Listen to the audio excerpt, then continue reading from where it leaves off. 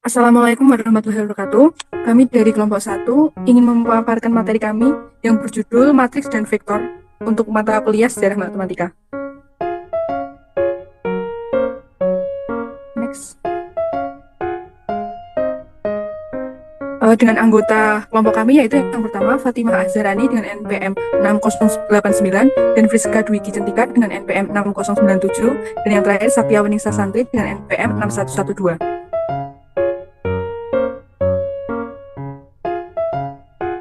Yang pertama, sejarah vektor. Vektor. Apabila kita memindahkan dan menggeser sebuah benda yang berbentuk apa saja, maka perpindahan benda itu akan memenuhi dua unsur, yaitu seberapa jauh kepindahannya dan ke arah mana benda itu berpindah. Kedua unsur yang mempengaruhi perpindahan benda itu disebut sebagai besaran vektor. Vektor atau besaran vektor didefinisikan sebagai besaran yang mempunyai nilai dan arah. Sedangkan definisi dari besaran adalah sesuatu yang dapat diukur dan dinyatakan dalam satuan. Jadi, vektor adalah besaran yang selain mempunyai nilai kuantitatif atau besar, juga mempunyai arah. Misalnya kecepatan, percepatan, medan listrik, dan medan magnet. Serta masih banyak lagi contohnya besaran kecepatan, gaya, dan momen.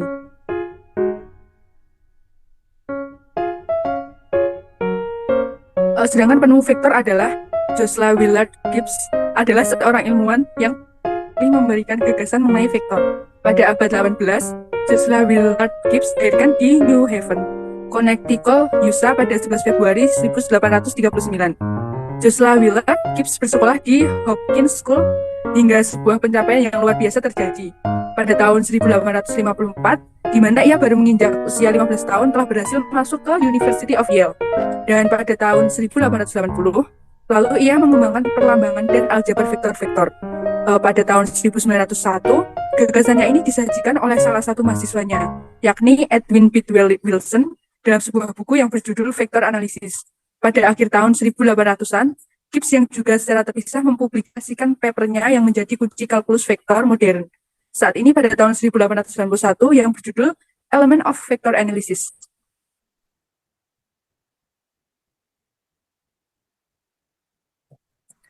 Sedangkan sejarah munculnya vektor. Vektor muncul dalam dua dasawarsa pada abad ke-19 dengan gambaran geometris dari bilangan kompleks. Caspar Wessel pada tahun 1745 sampai dengan 1818 dan Jean Robert Argand pada tahun 1768 sampai dengan 1822 dan Carl Friedrich Gauss pada tahun 1777 sampai dengan 1855 menyatakan bahwa bilangan kompleks berfungsi sebagai titik dalam bidang dua dimensi, yaitu sebagai vektor dua dimensi. Dan pada tahun 1837, William Rowan Hamilton pada tahun 1805 sampai dengan 1865 menunjukkan bahwa bilangan kompleks dapat dianggap abstrak sebagai pasangan terurut A, B, yaitu bilangan real. Dan pada tahun 1827, August Ferdinand Mobius menerbitkan sebuah buku pendek dengan judul The Barycentric Calculus, di mana ia memperkenalkan segmen garis yang diarahkan dan dilambangkan dengan huruf abjad. Mobius mengembangkan aritmatika segmen garis ini dengan mengarahkan, menambahkan, dan menunjukkan bagaimana untuk melipat gandakan segmen garis aritmatika dengan bilangan real.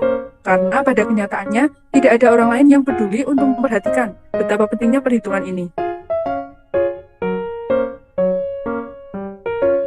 Next. Kemudian, Hamilton menyerah untuk mencari sistem bilangan tiga dimensi tersebut dan sebagai gantinya, ia menciptakan sebuah sistem empat dimensi disebut dengan quaternions.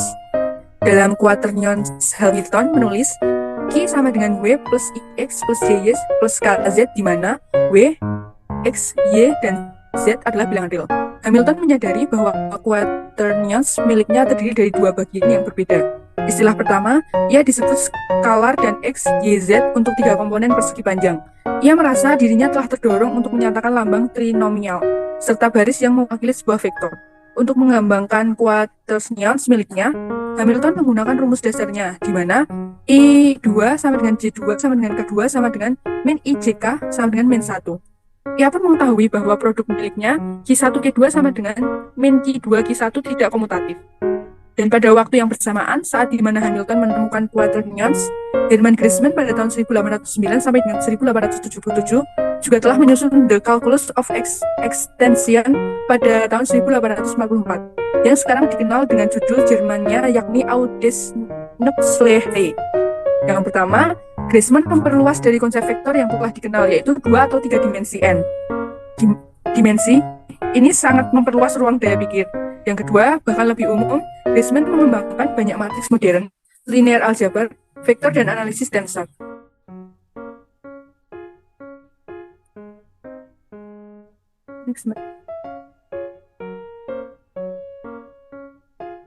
James Clerk Maxwell pada tahun 1831 sampai dengan 1879 adalah pendukung cerdas dan kritis pada quaternions. Maxwell membagi variabel fisika ke dalam 2 kategori, yaitu skalar dan vektor. Kemudian, ia menunjukkan bahwa menggunakan quaternions dibuat transparan analogi matematika dalam fisika yang telah ditemukan oleh Lord Kelvin atau William Thomson Sear pada tahun 1824 sampai dengan 1907 antara aliran panas dan distribusi gaya elektrostatik. Namun dalam treatise on electricity and magnetism pada tahun 1873, pada dasarnya Maxwell menunjukkan analisis murni vektor. Selanjutnya akan dijelaskan oleh rekan saya.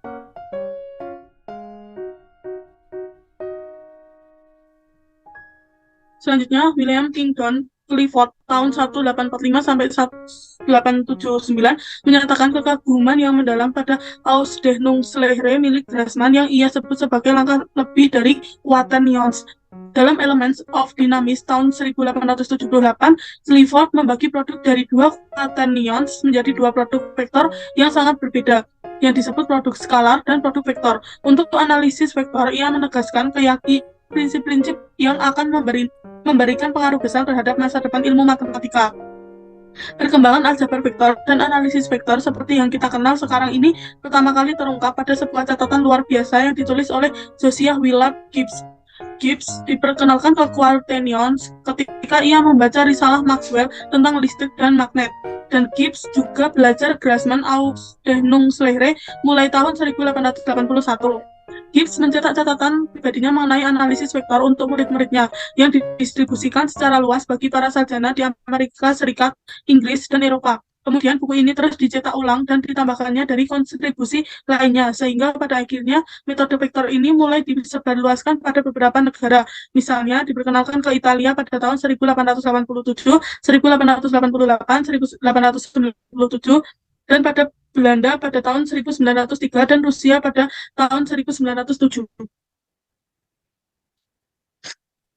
Selanjutnya penerapan vektor. Yang pertama, ketika upacara bendera di hari Senin, pasukan Paskibra mengibarkan bendera dari bawah ke atas. Aplikasi vektor bendera seperti sudut 900. Yang kedua, pada saat seorang anak bermain joget pada bidang miring menggunakan gaya vektor, sehingga anak tersebut tidak jatuh dari bidang miring itu. Yang ketiga, konsep vektor juga diaplikasikan terhadap orang yang sedang bermain layang-layang, sehingga arah layang-layang yang sedang terbang tidak lurus terhadap orang yang memegang tali layangan. Dengan demikian, orang tersebut dapat melihat layangan lebih jelas karena ada pengaruh vektor. Yang keempat, pesawat terbang yang ingin terbang dan mendarat menggunakan metode vektor, sehingga ketika turun tidak langsung jatuh ke bawah, tapi melalui arah vektor yang disesuaikan. Yang kelima, di saat penerjun menjatuhkan diri dari pesawat, tempat ia jatuh tidak tepat di bawah pesawat, tetapi jauh melenceng karena adanya 2 vektor gaya, yaitu gaya gravitasi dan gaya dorongan angin.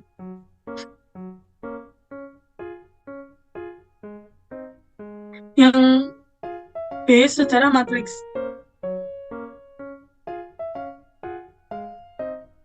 Cayley dan Sylvester. Arthur Cayley merupakan seorang ahli matematika yang pertama kali menemukan rumus matriks dan mengembangkan matriks aljabar.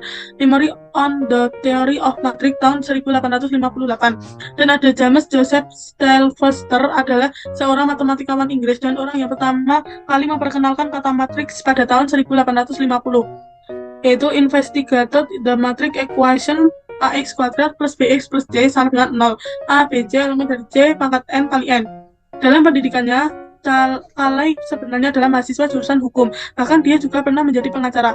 Saat jadi pengacara, Cayley memiliki teman yang bernama Sylvester yang juga berprofesi sebagai pengacara. Keduanya bekerja di pengadilan Lynn di London, dan mereka mendiskusikan pertanyaan-pertanyaan seputar matematika secara mendalam selama bekerja.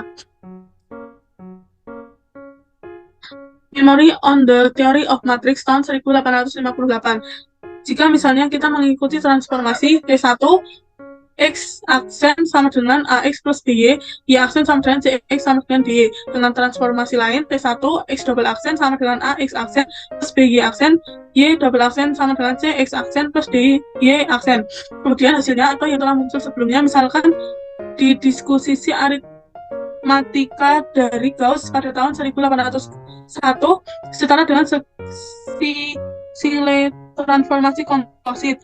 Kedua, T1 X aksen sama dengan A besar A kecil plus B C kali X plus AB plus BD kali Y.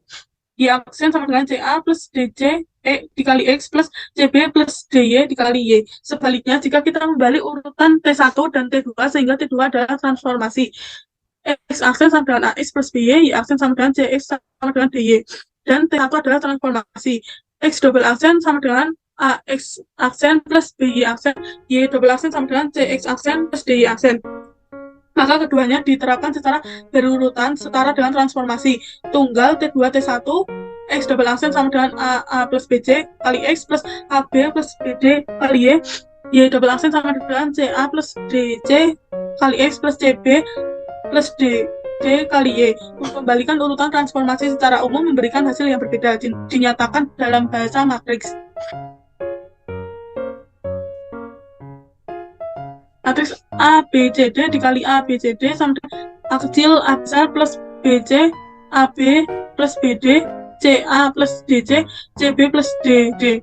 Tetapi kalau A besar, B besar, C besar, D besar dikali matriks A, B, C, D sama dengan A besar, A kecil plus B besar, C kali A besar, B plus B besar, D, CA plus DC, C besar, B plus D besar, D kecil. Sebanyak dua matriks adalah sama jika dan hanya jika semua elemen yang bersesuaian adalah sama. Jelas bahwa sekali lagi kita memiliki turunan dari perkalian komutatif.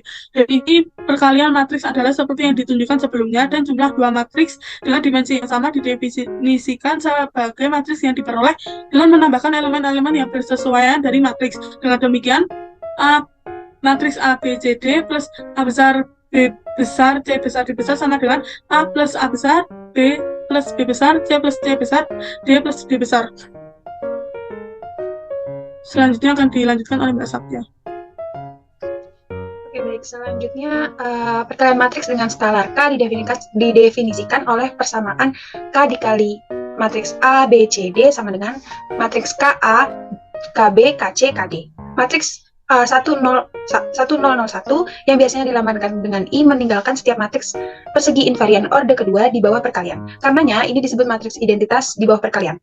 Satu-satunya matriks yang meninggalkan matriks invarian lain di bawah penjumlahan tentu saja adalah matriks 0, yang akibatnya adalah matriks identitas di bawah penambahan. Dengan definisi ini, kita dapat menganggap operasi pada matriks sebagai aljabar, sebuah langkah yang diambil oleh Cayley dan matematikawan Amerika Benjamin Peirce pada tahun 1809 sampai 1880 dan putranya Charles S.